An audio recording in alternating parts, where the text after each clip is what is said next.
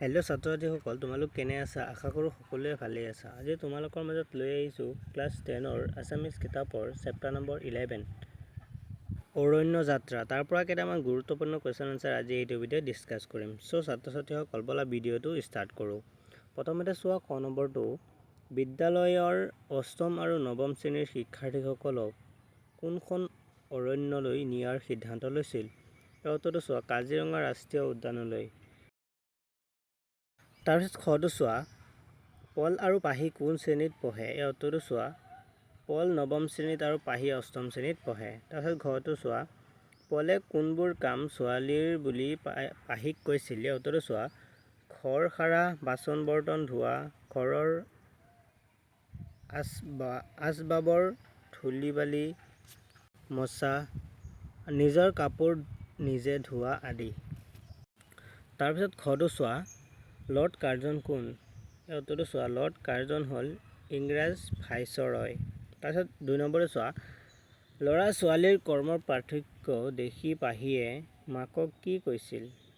মাকে ইয়াৰ প্ৰত্যুত্তৰত পাহিক কি বুজনি দিছিল? এই উত্তৰটো চোৱা, পাহিয়ে মাকক ল'ৰা ছোৱালীৰ কামৰ পাৰ্থক্য দেখি ল'ৰা ছোৱালীক কামবোৰ কোনে পৃথক কৰিলে সুধিছিল।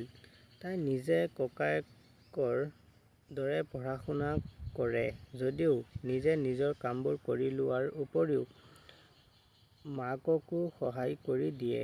কিন্তু ককায়েকে মাকক সহায় কৰাটো বাদেই নিজৰ কাম কেইটাও নিজে কৰি নলয়। মাক বা ভণ্টীয়েকে কৰি দিব বুলি ভাবে। সেয়েহে পাহিয়ে ল'ৰাই নিজৰ কামকেইটা নিজে কৰিব নালাগে বুলি ক'ৰবাত লিখা আছে নেকি? মাকক সুধিলে। ইয়াৰ প্ৰত্যুত্তৰত মাকে কৈছিল যে তেওঁ ল'ৰা ছোৱালী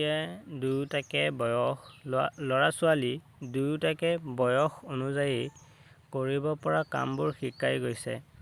ল'ৰাই হওক বা ছোৱালীয়েই হওক, যিমানেই পঢ়া শুনা নকৰক বা পিছলৈ ব্যৱসায় বা ডাঙৰ চাকৰি নকৰক কিয়, নিজৰ কামখিনি নিজে কৰিবলৈ শিকিব লাগিব।